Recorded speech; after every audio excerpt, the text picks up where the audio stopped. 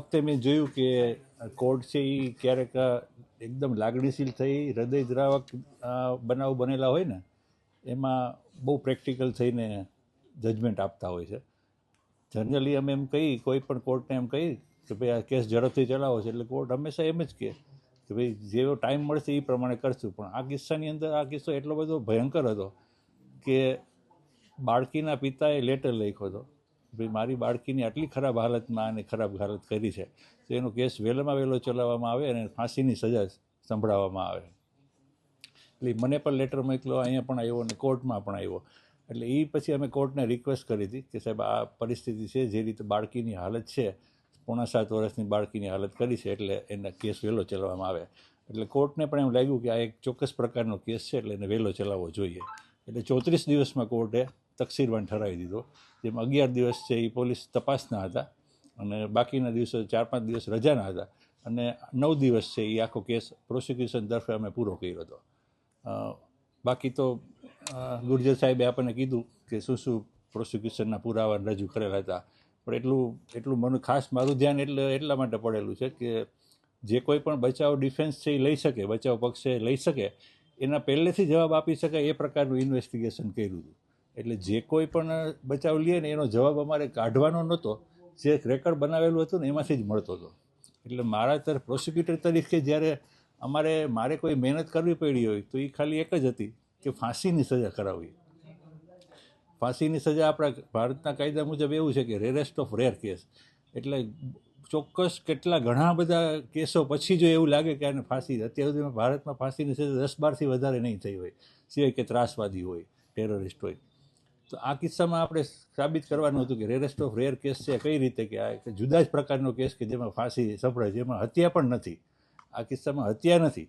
જેમાં બાળકીની હત્યા અને રેપ બંને હોય ને એમાં તો કોર્ટ ફાંસીની સજા કરે જ છે, પણ હત્યા ન હોય ત્યારે કોર્ટને કન્વિન્સ કરાવવાના હતા કે આ કેવી રીતે ફાંસીમાં જાય છે.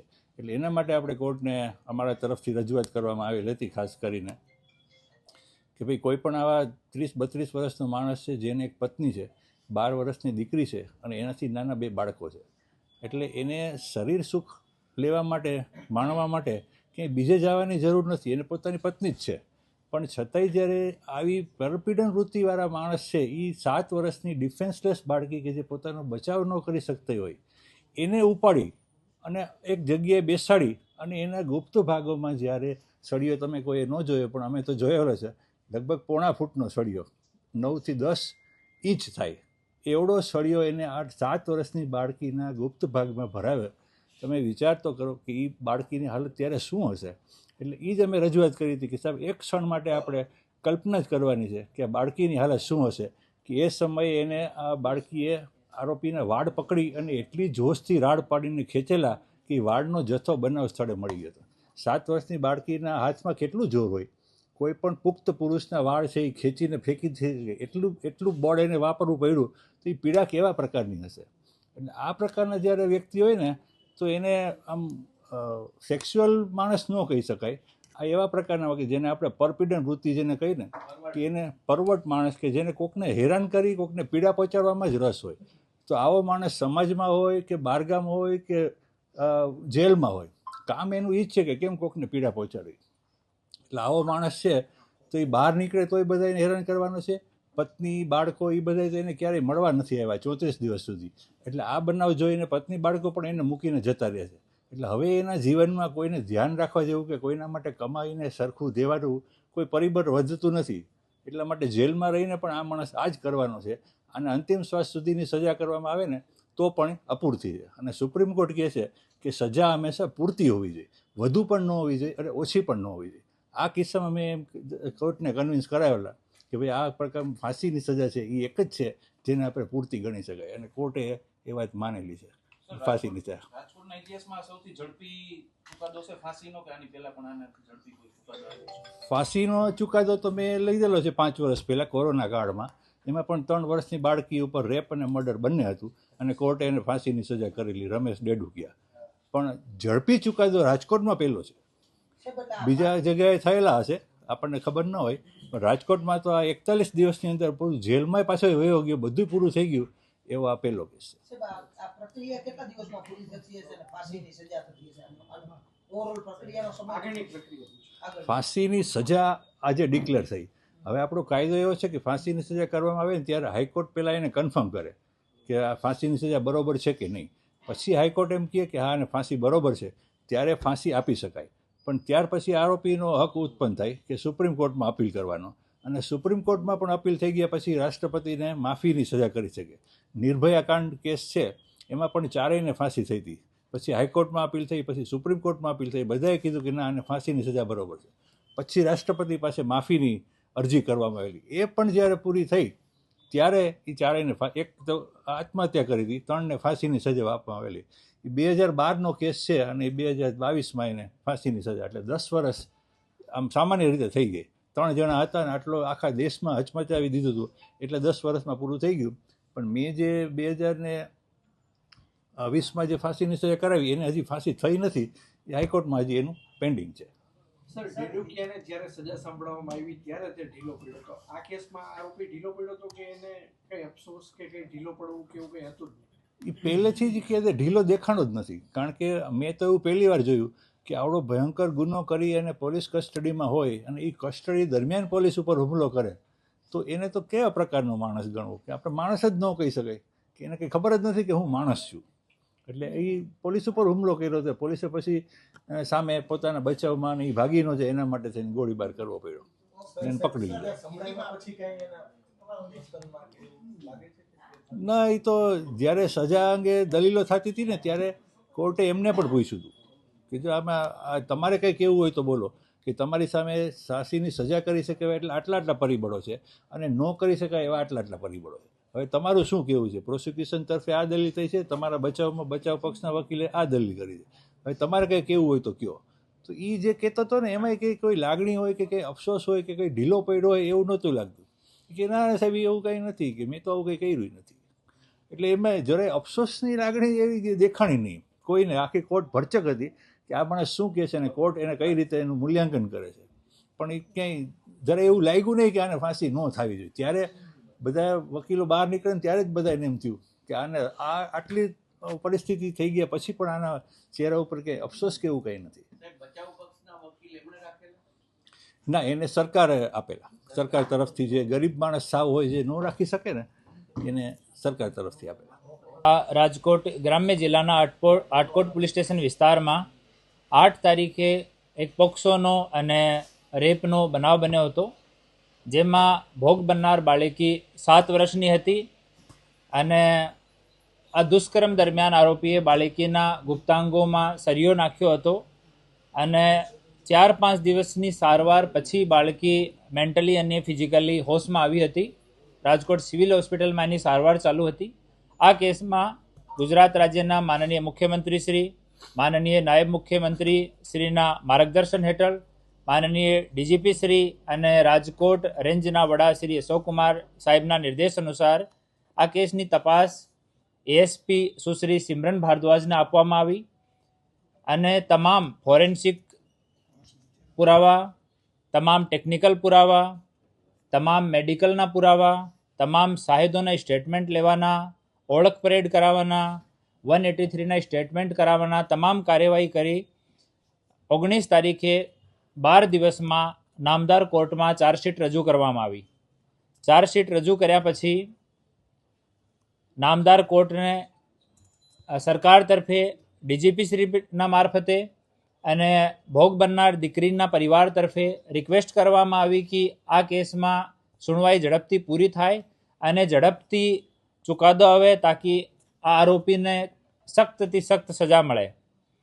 અમારી રિક્વેસ્ટના ધ્યાનમાં રાખીને, ભોગ બનનાર પરિવારની રિક્વેસ્ટના ધ્યાનમાં રાખીને કોર્ટે ડે ટુ ડે આ કેસને ચલાવવાનો હુકમ કર્યો અને આપણા રાજકોટના ડીજીપી શ્રી વોરા સાહેબ અને એની મદદમાં શ્રી પ્રશાંત પટેલ એપીપી, એસકે વોરા સાહેબ અને પ્રશાંત પટેલ સાહેબ એ બંને જેટલા પુરાવા ચાર્જશીટમાં સબમિટ કર્યા હતા અને કોર્ટ સમક્ષ પ્રોપર તરીકાથી રજૂ કર્યા. તમામ મેડિકલ પુરાવાની, ફોરેન્સિક પુરાવાની વ્યવસ્થિત ચકાસણી કરી. કોર્ટ સામે જેટલા આમાં શાહેદ હતા આના ક્રોસ ક્વેશ્ચન્સ, આની જુબાની સબમિટ કરાવવાનો તમામ કામ ફિક્સ સમયમાં કમ્પ્લીટ કર્યો અને તમામ પુરાવાના ધ્યાનમાં રાખીને આ દરમિયાન કોર્ટમાં ભોગ બનનાર બાળકીનો અને જો બીજા બાળક ભોગ બનનાર બાળકી સાથે રમતા હતા એનો પણ કોર્ટમાં સ્ટેટમેન્ટ લેવામાં આવ્યો અને આ બાળકી જો 1 મહિના પહેલાં અત્યાચારથી ગુજરી હતી, આ બહુ સારી રીતે કોર્ટમાં જુબાની આપી અને આ તમામ જુબાનીઓને પ્રોપર તરીકાથી ડીજીપી શ્રી કોર્ટમાં રજૂ કરી અને 12 તારીખે કોર્ટે આરોપી જાહેર કર્યો, દોષી જાહેર કર્યો અને આજ તારીખ 17ના રોજ આરોપી રેમસિંહ ઉર્ફે રામસિંહ તેરસિંહ ડુડવા, ઉંમર 32 વર્ષ, રહેવાસી અલીરાજપુર મધ્યપ્રદેશને ફાંસીની સજા સુનાઈ છે અને સાથે સાથ પીડિતાને 7 લાખ રૂપિયાનો કમ્પન્સેશન આપવાનો સાથે સાથ ઓર્ડર કર્યો છે. આ કેસમાં ઇનિશિયલી જ્યારે એફઆઈઆર રજીસ્ટર થઈ ત્યારે ગુનો પણ અનડિટેક્ટ હતો અને ભોગ બનનાર દીકરીની હાલત સ્ટેટમેન્ટ આપવા માટે સારી નહોતી અને ત્યાં કોઈ બીજો નજરે જોનાર સાહેબ પણ નહોતો. તમામ ફોરેન્સિક પુરાવા સ્થળથી અમને અમુક ફોરેન્સિક પુરાવા મળ્યા. જો વેપન તરીકે જો સરિયો યુઝ કર્યો હતો, સરિયો મળ્યો અને સ્થળથી અમને બાયોલોજિકલ ફોરેન્સિક પુરાવા મળ્યા. આ તમામની વ્યવસ્થિત ચકાસણી સુશ્રી સિમરન ભારદ્વાજ એએસપીના નેતૃત્વમાં આ ટીમ ટૂંક સમયમાં કરી અને પછી આ પુરાવાને સારી રીતે કોર્ટ સમક્ષ રજૂ કરીને આજે 41 ડેઝમાં એફઆઈઆરથી ટોટલ 41 ડેઝમાં આજ અમને આરોપીને ફાંસીની સજા મળી છે. આમાં જિલ્લા પ્રશાસનના તમામ અંગો તરફથી મેડિકલ હોય કે એક્ઝિક્યુટિવ મેજિસ્ટ્રેટ હોય, એફએસએલ હોય, આ તમામ અમે પ્રાયોરિટી માટે રિક્વેસ્ટ કરી હતી અને તમામ જો વિભાગો છે એ પણ આમાં બહુ જ સકારાત્મક સહયોગ આપ્યો હતો. સાહેબ, આરોપી વિરુદ્ધ હજુ એક ફરિયાદ દાખલ કરવામાં આવી હતી. એમાં પણ એની અટક માટે હવે કાર્યવાહી શું હતી? જી, આરોપી જ્યારે અમે ડિસ્કવરી પંચનામો કરતા હતા ત્યારે આ જો સરિયો રિકવર કર્યા પછી આરોપીએ પોલીસ ઉપર હુમલો કરીને ત્યાંથી ભાગવાનો પ્રયાસ કર્યો અને આ હુમલાથી બચવા માટે પોલીસ આત્મરક્ષામાં આરોપી ઉપર ફાયરિંગ કરી. આમાં બીએનએસની કલમ 109 મુજબ આટકોટ પોલીસ સ્ટેશનમાં ગુનો દાખલ છે, જેની તપાસ ડીવાયએસપી શ્રી ગોંડલ કરી રહ્યા છીએ. આ કેસમાં આરોપીની અટક થઈ ગઈ છે અને હાલ આમાં ચાર્જશીટ કરવાની બાકી છે. સર, કેટલા મહત્વના પુરાવા સાબિત થયા? મુખ્ય બાબતો કઈ આપના ધ્યાન આપે શું રજૂ કરીએ છીએ કોર્ટમાં આપના દ્વારા? મુખ્ય જો પુરાવા હતા એમાં બાળકીનો BNSS 183નો સ્ટેટમેન્ટ, બાળકીની જો સાથે બાળક રમતા હતા એનો BNS 183નો સ્ટેટમેન્ટ, પછી બાળકીનો ડીજીપી શ્રી અને મહિલા જો આપણા ચાઇલ્ડ વેલફેર અધિકારી છે એની હાજરીમાં કોર્ટમાં આ સ્ટેટમેન્ટ થયો. આના સિવાય ગુનાવાળી જગ્યા ઉપર એક બાળ મળ્યા હતા, એ બાળ આરોપીના DNA સાથે મેચ કર્યા હતા અને જો હથિયાર રીતે જો સરિયો કામમાં લીધો હતો, આ સરિયા ઉપર બ્લડ સ્ટેન મળ્યો હતો જો ભોગ બનનાર દીકરીના DNA સાથે મેચ કર્યો હતો. એની સિવાય આ આરોપીની ઓળખ પરેડ કરાવવામાં આવી. ઓળખ પરેડમાં ભોગ બનનાર દીકરીએ પણ અને એની સાથે જો બીજા બાળકો રમતા હતા જેની ઉંમર 3 થી 4 વર્ષ છે એ બાળકો પણ આરોપીને સારી રીતે આઈડેન્ટિફાઈ કર્યો. આ સિવાય આરોપીની ત્યાં હાજરી, આરોપીનો બિહેવિયર, મેડિકલ એક્ઝામિનેશન, ભોગ બનનાર દીકરી છે એનો detailed medical examination, detail psychological medical examination, આ તમામની રિપોર્ટ કોર્ટમાં રજૂ કરવામાં આવી અને જ્યાં એ લોકો આરોપીએ જો બાળીએ કામ કરતા હતા એના છોટા ભાઈને ઘરે આ કામ કરતા હતા તો છોટા ભાઈનો સ્ટેટમેન્ટ કોર્ટમાં કરાવવામાં આવ્યો. ભોગ બનનાર દીકરીની મામા મામીની આ વાડી હતી, આ મામા મામીના સ્ટેટમેન્ટ પણ કોર્ટમાં કરાવવામાં આવ્યા. આ તમામ વસ્તુઓને ધ્યાનમાં લઈને નામદાર કોર્ટે ચુકાદો આપ્યો છે. દીકરીની હાલમાં સ્થિતિ કેવી છે?